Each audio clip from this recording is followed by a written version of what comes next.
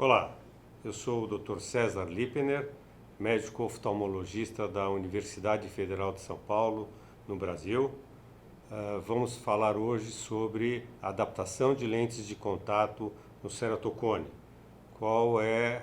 Quais são as dicas para se obter um sucesso nessa adaptação e apresentar alguns resultados do nosso trabalho. Não tenho nenhum interesse comercial em nenhum dos produtos que serão mencionados nessa apresentação. Bom, existe uma dúvida muito grande entre nós se realmente o número de casos de ceratocone vem aumentando ou não. Existem algumas estatísticas, não são estatísticas do nosso meio, mas que há realmente um aumento na incidência de ceratocone. Antigamente se acreditava numa incidência de 1 para 2 mil pessoas, depois se passou para 1 para 500, mais recentemente já se fala em 1 para 400. E apesar de toda a evolução nessa área, a adaptação de lentes de contato ainda é um desafio. Isso porque, além das dificuldades eventualmente que nós temos, muitos pacientes são jovens, não aceitam essa condição. E hoje, num mundo globalizado, com a internet presente na vida de todo mundo, a gente sabe que o Dr. Google pode ser um desastre também. Alguns pacientes, logo após terem o diagnóstico, procuram informações na internet e muitas vezes acabam acessando informações que não são adequadas e acabam tendo uma impressão errada do problema. Então, a gente sabe que é uma condição, na grande maioria das vezes, bilateral, que tem uma evolução assimétrica. Tem muitos pacientes que têm evoluções e condições muito diferentes nos dois olhos, o que em alguns casos ajuda bastante o paciente, pois alguns pacientes com uma visão boa num dos olhos já conseguem exercer boa parte das suas atividades. A gente sabe também que se inicia na puberdade, é um processo muitas vezes evolutivo, existe uma história familiar autossômica dominante, em que há uma expressividade variável, e isso explica porque algumas pessoas têm várias características do ceratocone, sejam topográficas ou de outros dados do exame, mas não desenvolvem a doença propriamente dita. É muito importante o primeiro contato que se vai ter com o paciente que tem o diagnóstico de ceratocone. Então nós temos que ver realmente qual é a queixa do paciente, quais são as limitações que a doença está impondo a esse paciente, principalmente como é que é a sua acuidade visual, se esse paciente já teve uma refração realizada, que impacto ele está tendo na hora de estudar, ou de trabalhar, ou de dirigir, ou na prática de esportes. É muito importante se avaliar a acuidade visual monocularmente e depois binocularmente. Esses pacientes precisam de uma refração bem feita. Infelizmente, ainda é muito comum certos profissionais que acabam não se dedicando a fazer uma refração bem feita nesses pacientes e perdem uma oportunidade de oferecer a esse paciente uma alternativa, mesmo que eventualmente ele venha usar lente de contato, porque para esses pacientes é muito importante, quando for possível, que eles tenham um óculos para melhorar a sua acuidade visual. Então nós temos uma variedade muito grande de opções, desde pacientes que não precisam de correção nenhuma, alguns pacientes que com óculos resolvem o seu problema, melhoram a sua acuidade visual, e alguns que têm a necessidade de usar o óculos, mas também dependem do uso de lente de contato para melhorar a sua acuidade visual e permitir que ele exerça suas atividades no dia a dia.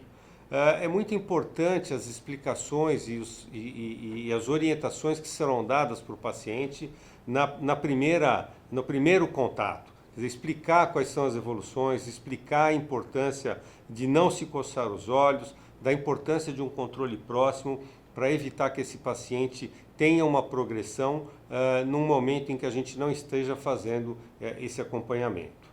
Existem algumas maneiras de se classificar o ceratocone, uma mais antiga relacionada com a sua ceratometria, e aí então nós temos as faixas ceratométricas, e então a classificação entre incipiente, moderado, avançado e severo.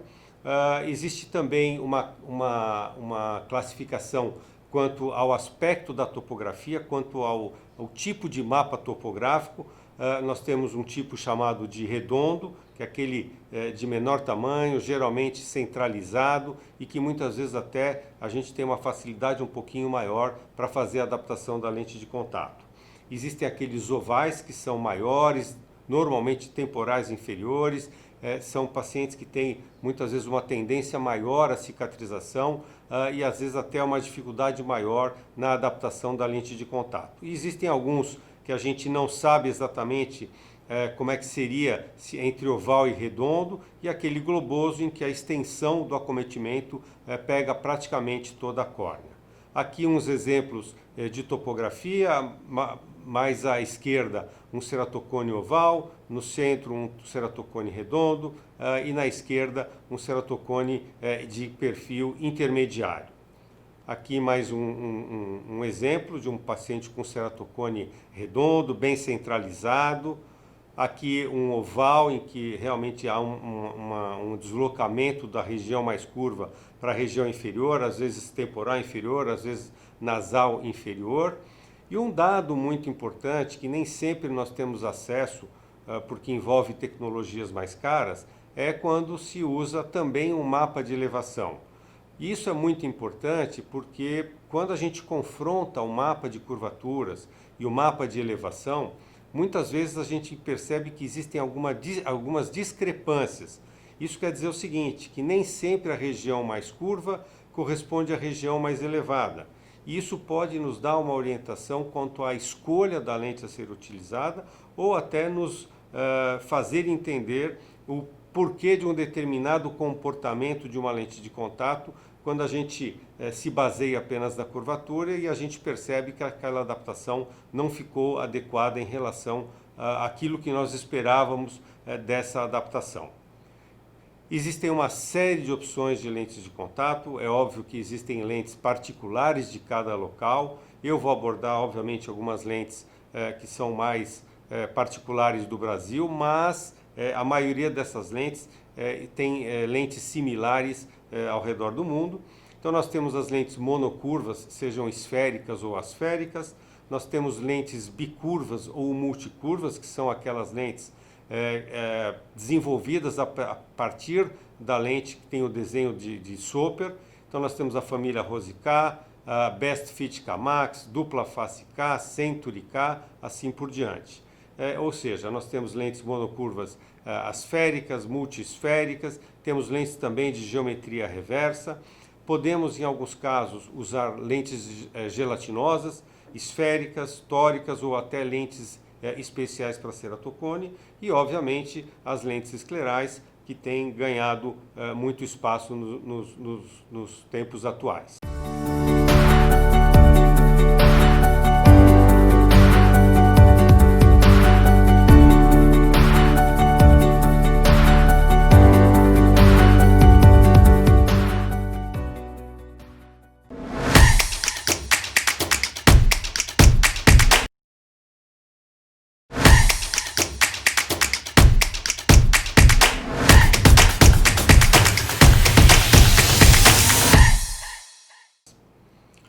Importante, então, como eu disse, a primeira abordagem que tem que ser realmente bastante cuidadosa para que esse paciente tenha uma avaliação completa e tenha, então, a melhor opção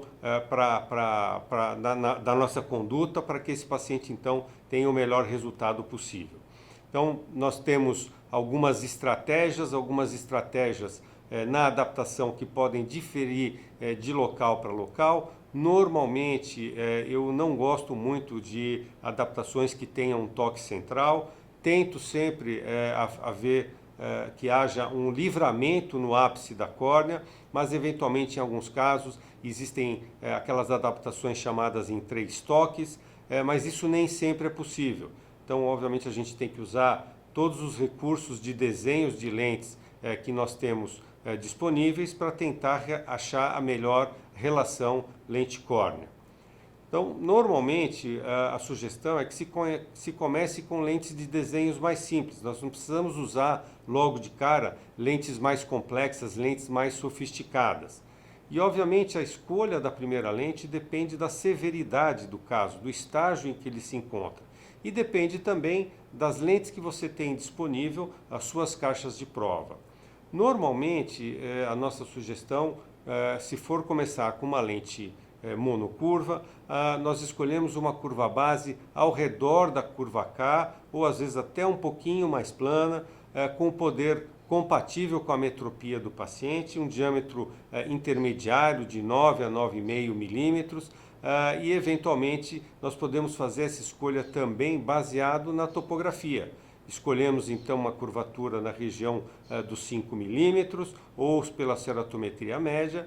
O mais importante é que, independente da nossa estratégia na escolha da lente, é que eu examine esse paciente depois de 20, 30 minutos na lâmpada de fenda, com a fluoresceína, e aí sim observar o padrão de adaptação, como é que está a relação lente-córnea, se a lente está centralizada, com boa mobilidade, se não está extremamente apertada ou extremamente frouxa. E aí, baseado nessa avaliação com a fluoresceína, nós vamos então ver quais são as próximas etapas. Então aqui nós temos os desenhos de lentes possíveis para lentes monocurvas, todas elas sempre da esférica para a multisférica, da multisférica para a esférica, com o objetivo de melhorar a relação lente-córnea.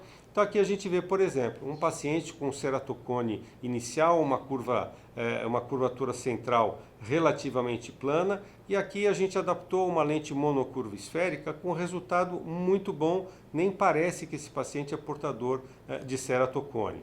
Aqui um ceratocone oval, já uma córnea um pouquinho mais curva, tem uma pequena rarefação na região central, mas um padrão muito bom, bastante aceitável, e mesmo assim com lentes não sofisticadas, lentes mais corriqueiras. Aqui um outro paciente já com um ceratocone moderado, oval, em que uma lente asférica monocurva ficou muito bem também, uma relação lente-córnea muito boa, um bom conforto, e esse paciente pode então usar tranquilamente essa lente com uma chance de sucesso bastante grande. Porém, nem sempre nós conseguimos fazer essa adaptação desse jeito, nem sempre conseguimos obter esse livramento apical. Eventualmente, essa adaptação em 3 toques, com um toque central e 2 zonas de apoio periférico, também pode ser uma boa opção, mas quando isso quando nós chegamos num determinado limite, com o toque seja central ou periférico exagerado, nós precisamos pensar em lentes que tenham um desenho diferente. Então, aqui, por exemplo, um toque central exagerado. Eu posso mudando a curva base dessa lente, diminuindo esse toque, quase fazendo com que esse toque desapareça. Mas em algumas situações, nós chegamos numa situação como essa, em que existe um toque central muito grande, um toque periférico 360 graus, e qualquer mudança que eu vá fazer vai piorar essa adaptação. Então, são situações em que a gente chama até de um padrão em alvo, em que qualquer mudança que eu for fazer, em termos de curvatura ou de diâmetro, não vai ter sucesso. Então, eu preciso de um desenho diferente de lente, e aí a primeira lente que apareceu com esse princípio foi a lente de Soper, criada por Joseph Soper, em 1969, e que ele teve a ideia de fazer uma curva central diferente da meia periferia. Então, a curva central mais compatível com o ápice do ceratocone e uma meia periferia com uma curvatura fixa de 45. Isso realmente foi um grande avanço, e a partir dessa ideia, a partir desse princípio, surgiram várias outras lentes. A Soper-Maguire, com 3 ou 4 curvaturas intermediárias, que também foi uma solução para aqueles casos em que só com a lente Soper a gente não tinha um bom padrão. E aí vieram uma série de outras lentes que têm o mesmo princípio, mas que têm uma superfície asférica tanto anterior como posterior. Vocês veem na imagem de cima um toque central exagerado, e quando a gente passa para uma lente bicurva e que tenha, na verdade, superfície asférica anterior, posterior, a transição fica muito melhor e o padrão fica muito mais adequado. Obviamente, a maioria de nós já conhece, já trabalha com a família Rosicá. Então, nós temos a Rosicá 2, a Rosicá NC, Rosicá IC, PG, todas variações também de um perfil de lente otimizado para melhorar os pacientes, a adaptação nos pacientes com ceratocone, com várias possibilidades de alteração de borda e uma série de recursos. Então aqui a gente vê, por exemplo, para ectasias centrais, a Rose K2 tem resultados excelentes. O próprio fabricante, ao diminuir a zona óptica à medida que a lente fica mais curva, admite que haja um pequeno toque na região central, mas os resultados em geral são resultados muito bons. Para córneas mais irregulares ou para pós-transplantes, existem as Rose Ks IC e PG, que realmente, em casos em que a gente precisa de uma lente com diâmetro maior, com córneas muito irregulares, vem a complementar essa linha. Dentro dessa mesma filosofia, outras lentes com acabamento asférico, multicurvas, como a Best Fit K, que aqui no Brasil é fabricada pela Solótica, tem um comportamento muito parecido com a lente Rose K2 e também tem condições de resolver uma boa parte dos casos. Assim como a Rose K NC, existem lentes também que são menores, que se destinam a cones mais centrais, com ápice mais localizado no centro. Então são lentes que têm uma zona óptica menor e que também complementam essas linhas de lente que nós temos disponível. Assim como também a gente tem lentes maiores, então, como essa lente que respeita também essas multicurvas, que são lentes multisféricas, com duas curvas paracentrais e uma curva intermediária, e que para aqueles pacientes em que a gente precisa de uma lente de diâmetro grande, também vem a resolver muitos desses casos que com as lentes que a gente usa com diâmetros menores, a gente não consegue resolver. Custom stable lenses change lives. They're intuitive, they're powerful, and anyone can fit them. It's time to simplify.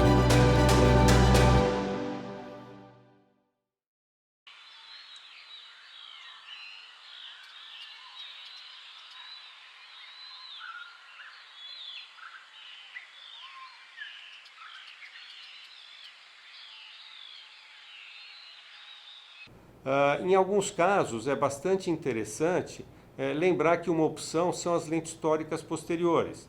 Então veja um caso como esse, em que a gente adaptou uma lente, usou numa primeira oportunidade uma lente monocurva, asférica, e esse toque inferior realmente não desaparece, e quando se usa uma lente tórica posterior, a gente consegue uma adaptação mais fisiológica, sem esse toque, e com uma melhora do conforto desses pacientes.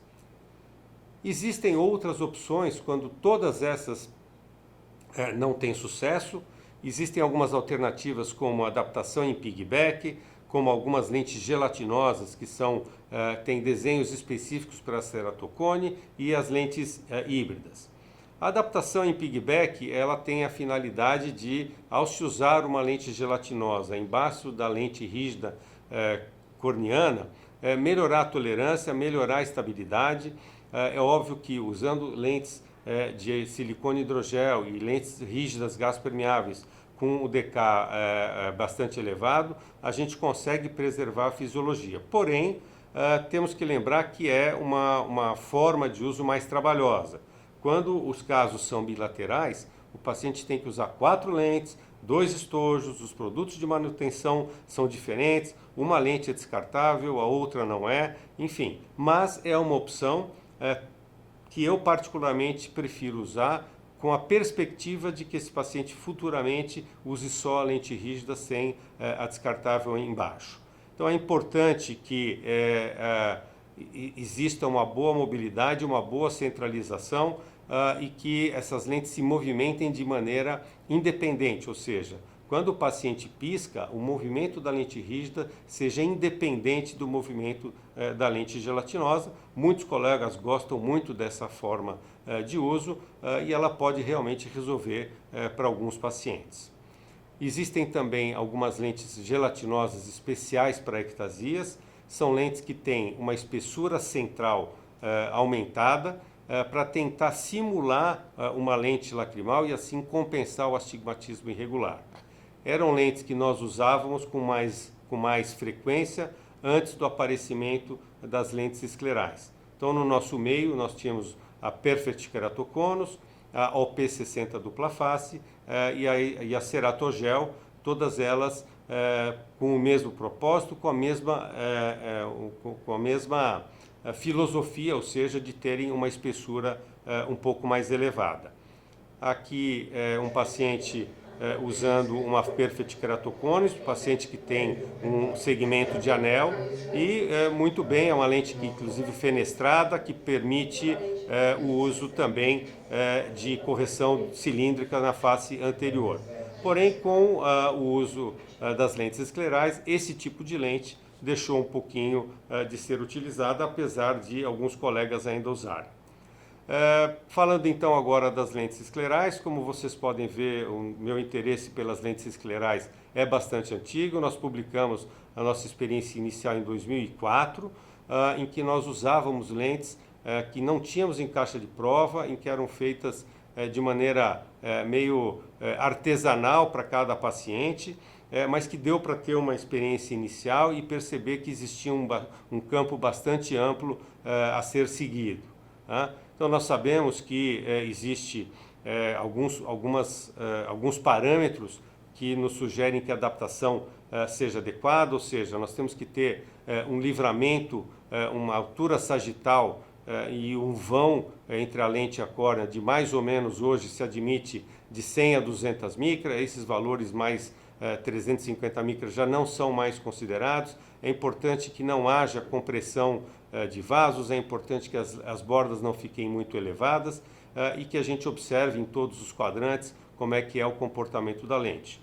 Hoje a maioria das lentes permite grandes personalizações com uma série de parâmetros a serem alterados. No nosso mercado nós temos a Sclera, que é a lente Maximus do mercado americano, produzida pela Medifacus. Nós temos a lente SSB, que é a lente escleral produzida pela Ultralentes. A Rosica XL, que é uma lente córneo-escleral, que também está disponível. A Zenlens, que tem o diferencial de ter um perfil prolado, um perfil oblado, com duas opções de diâmetro.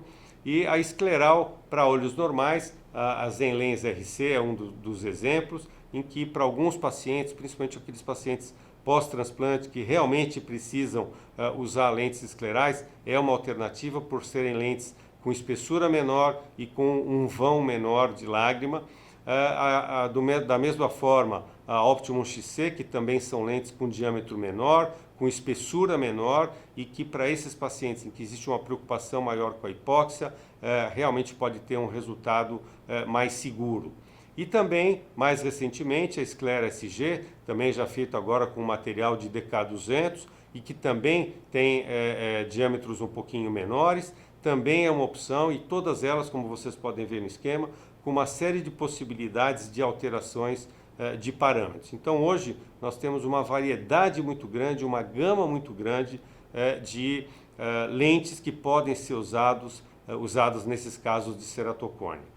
Temos também mais recentemente um outro desenho chamado Century Algoritmo, fabricada pela Optolentes. É uma lente que tem um pouco menos de recursos em termos de mudanças de borda, etc., mas também é uma lente que tem resultados bastante interessantes.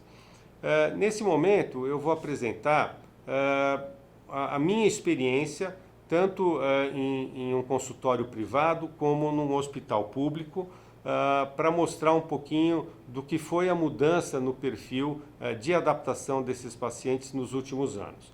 Então, em 2014, eu apresentei no Congresso Mundial de Oftalmologia os resultados com ceratocone e naquela oportunidade eu pesquisei 3 anos e meio anteriores, lembrando que é do meu consultório particular, que eu recebo pacientes encaminhados para lente de contato, isso pode ser um viés, e eram pacientes que não usavam óculos, ou seja, nesse caso esses pacientes não foram incluídos, lembrando que eu procuro fazer as adaptações de preferência com livramento apical, evitando toque nesses pacientes. Então, nessa primeira experiência foram 311 olhos adaptados e naquela ocasião a gente pode ver que quase 20% foram lentes monocurvas rígidas gás permeáveis, tá? E aí entre esféricas, asféricas ou multiesféricas. Em seguida, 63% foram de lentes Soper ou variações da lente Soper, todos aqueles modelos que eu mostrei anteriormente, em que a gente tinha lentes bicurvas ou multicurvas, asféricas, assim por diante. 3% dos pacientes foram adaptadas com lentes gelatinosas, tanto especiais como lentes de silicone hidrogel.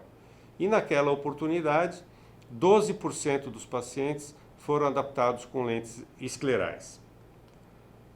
Então aqui só um esquema mostrando então os tipos de lentes adaptados, e a gente percebe então aqui a predominância das lentes bicurvas ou multicurvas baseados no desenho da lente Soper, e um número naquele momento modesto de lentes esclerais, mas nós estamos falando de 2014. Tá?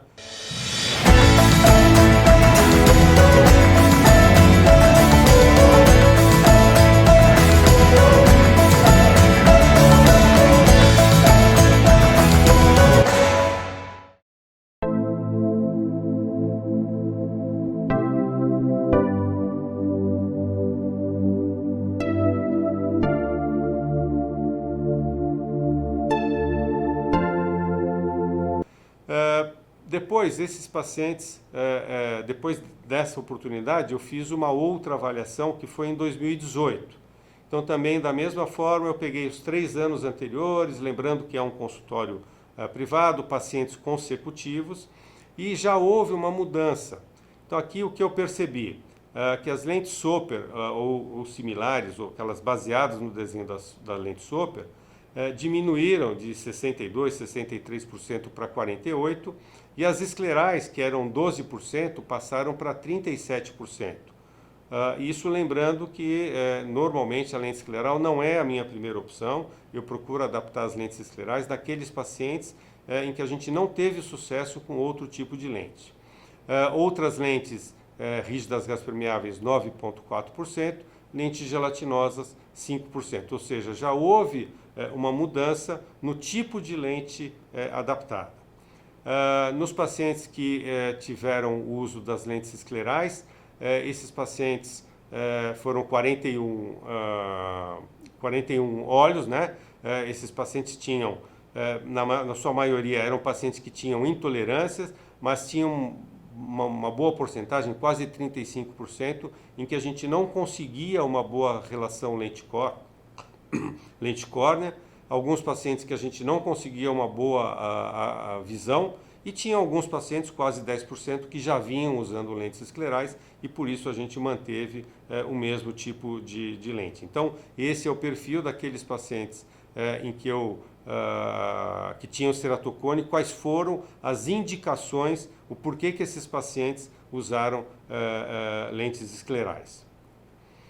Por outro lado, nós fizemos também no hospital público, lá na Universidade Federal de São Paulo, no Hospital São Paulo, uma avaliação uma análise quanto ao tipo e parâmetro das lentes de contato que foram adaptadas em cada grau, em cada estágio de evolução e morfologia dos pacientes com ceratocone, que é também uma maneira bastante interessante de se fazer essa avaliação. Então nós fomos descrever os tipos e parâmetros de lentes de contato, fizemos isso em 185 pacientes consecutivos, num total de 325 olhos que foram avaliados.